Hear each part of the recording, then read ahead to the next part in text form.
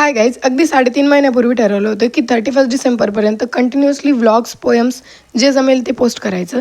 आणि त्यानंतर माझ्या रँडमली लिहिलेल्या विठ्ठलाच्या कविताला जो रिस्पॉन्स मिळाला तो अप्रतिम होता. पण आम्हाला सध्या सिव्हिल हॉस्पिटलमध्ये पोहोचायचं आहे. एड्स संदर्भात जी व्हिजिट आहे तिच्यासाठी. रस्ते कोणालाच माहीत नाही आहे, त्यामुळे गुगल मॅप्सचा वापर करून आम्ही त्या हॉस्पिटलमध्ये पोहोचलो.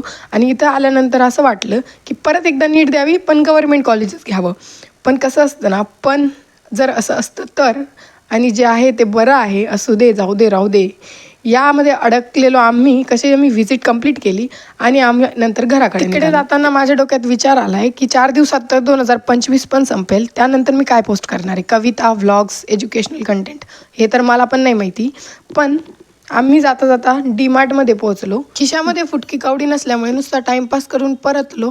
आणि 4 दिवसामध्ये दुनिया संपणार आहे, 2025 संपणार आहे माहीत नाही. पण 1 जानेवारीपासून मी काय करणार आहे हे अजून पण माहीत नाही.